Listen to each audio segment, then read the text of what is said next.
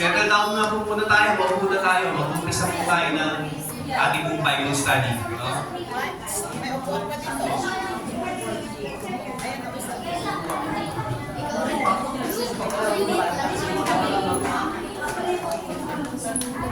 Umpisa na po tayo, no?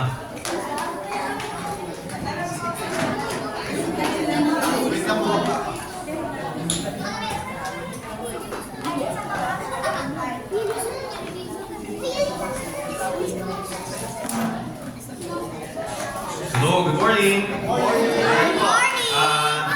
Magdasal po muna tayo. Tayo po ay para po i-alay po natin itong pag-aaral natin ngayong umaga. Panginoon, maraming salamat po sa araw na to. No? Kahit na po umuulan, full pack po kami dito sa aming pong bahay sa bahan. Excited po kami mapakinig ang inyong pong salita. Tulungan niyo po kami sa aming pong pag-aaral ngayong umaga. At kayo po ang marinig, Panginoon. Ang boses niyo po ang marinig sa amin at maipasok po namin ito sa aming puso at sa pamuhay po namin ang inyong pong salita. Maraming salamat po, Panginoon. Ito po ang dalangin namin sa inyong pangalan. Sa pangalan ni Jesus, Amen. Amen. Ito po yung aming regular na sa mga bago po dito. Ito po yung aming kasing 10 minutes na Bible study every Sunday, no? Before the service po. By the way, ako po si Brother Paul and ako po yung inatasan ni Pastor na magturo for this day. So I want to discuss na po, ang aking pong napiling topic for today is the parable of the talents. Basahin ko na po muna to. Ito po sa parable of the talents na to, Matthew chapter 25 verses 14 to 13. Basahin ko na po muna, medyo maliit po pala. For it will be like a man going on a journey who called his servants and entrusted to them his property. To one he gave 5 talents, to another 2, to another 1, to each according to his ability. Then he went away.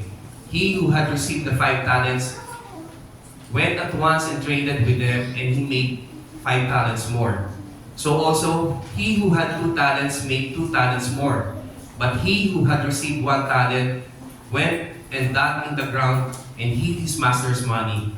Now after a long time, the master of those servants came and settled accounts with them. And he who had received the 5 talents came forward, bringing 5 talents more, saying, Master, you delivered to me 5 talents. Here I have made 5 talents more.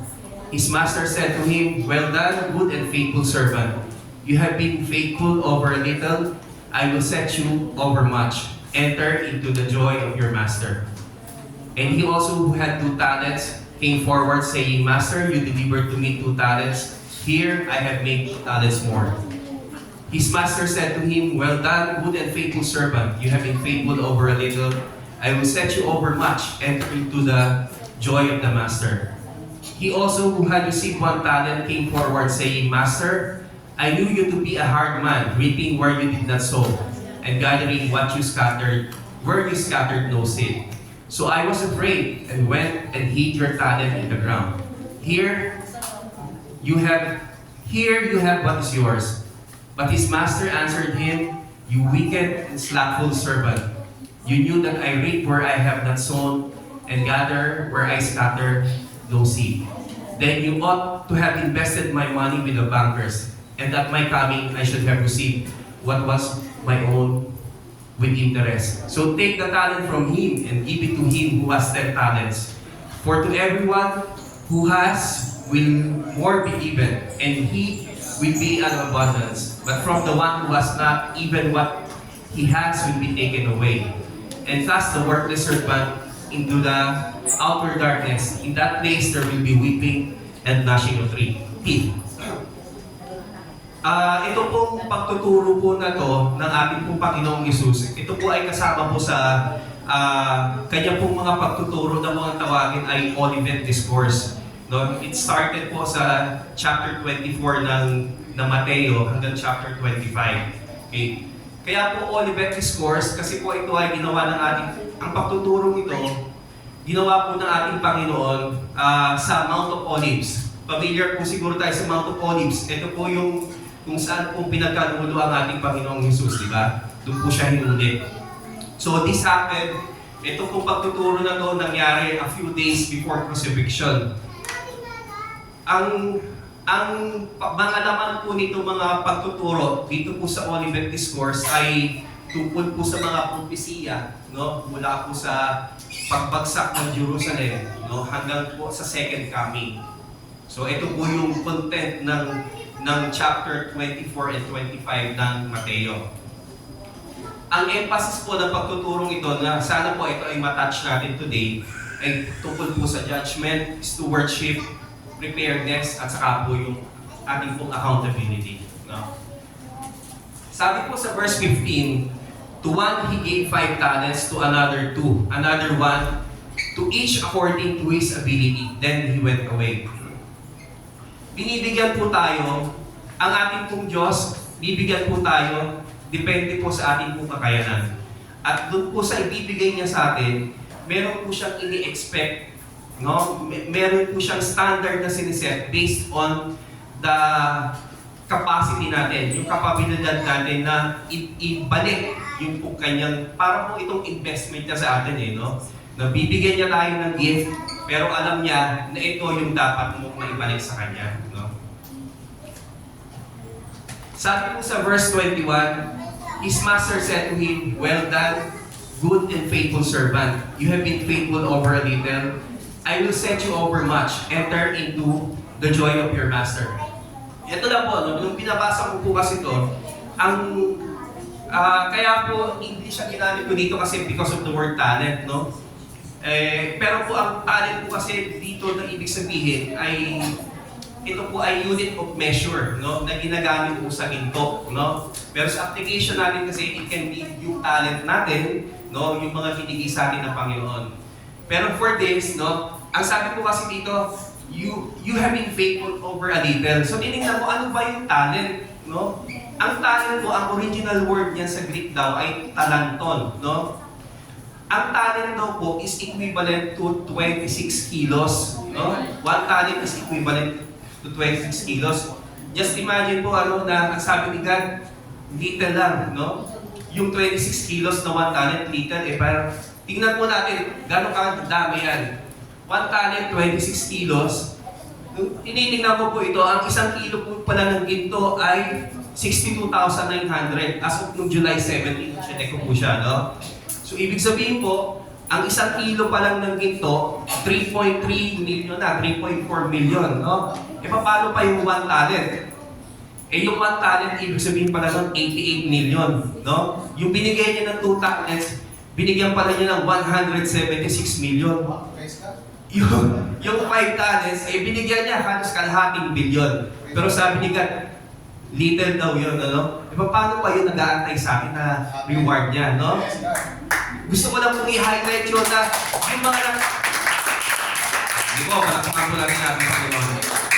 Gusto ko lang po itong i-highlight na napakaliit po nito sa paningin ng ating Diyos, no? Pero paano po yung reward na nag-aantay sa atin, no? Na hindi po natin yan mai-imagine. Pagdating po natin sa langit, hindi naman tayo mauupo lang doon, sasama lang.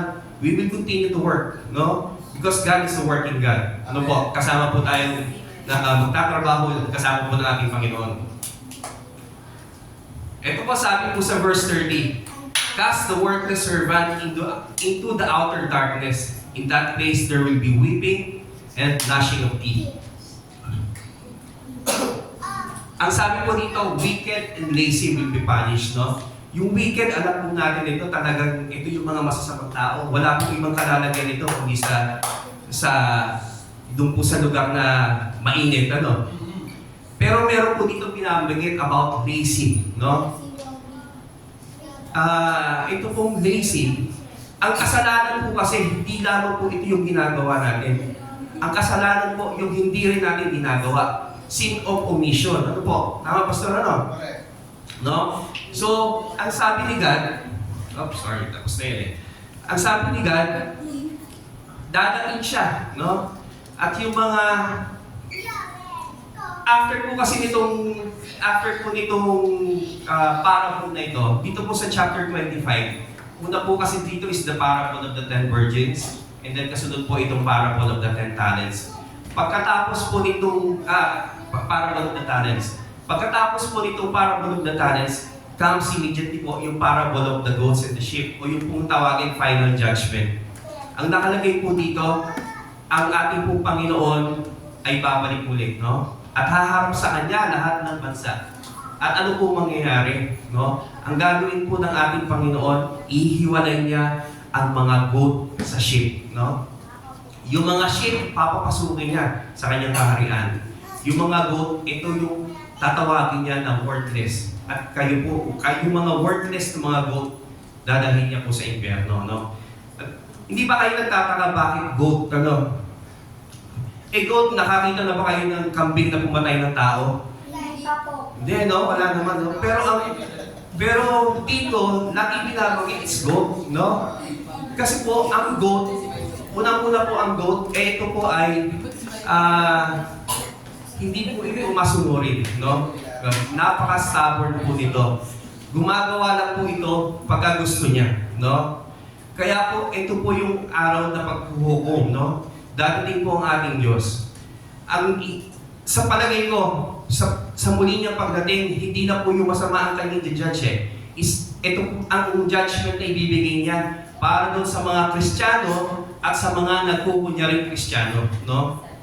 Ito po mga nagpupunyaring Kristiyano, ito yung komportable na uma-attend lang ng linggo at walang ginagawa, no? Na yung gift na binigay sa kanya, hinayaan na lang niyang mabulok.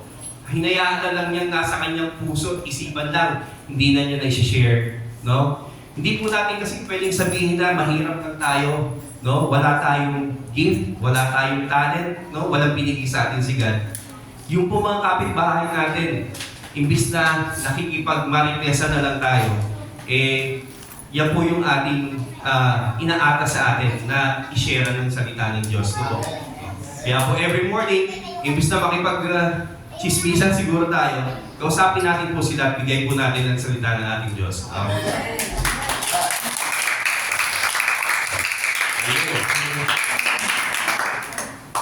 Hindi ko na alam pa paano ko tatapusin ito. Pero sa atin lang po, the signs of the times are here, no? Huwag po tayong patumpik-tumpik. Parating na po ang ating Panginoon at ayaw po natin, nagtanong po tayo na hindi po natin ginagawa ang Kanya pong iniutos sa atin, no? Ang sabi po sa Matthew 24 verse 44, He will come like a thief in the night, di ba? Na 43 and 44 po yan, yata yan, no? Na He will come like a thief in the night, na hindi natin alam kung kailan siya dadating, no? Kung alam natin, di naghanda tayo. Ang sinasabi dito, lagi po tayo maghanda dahil po parating na po siya. Andiyan na po ang sinasabi niyang mga mangyayari. Kitang-kita na po natin sa ating pong paligid. Yun lang po, sana po may natutunan tayo sa ating pong pag-aaral ngayong mga. Umaga po,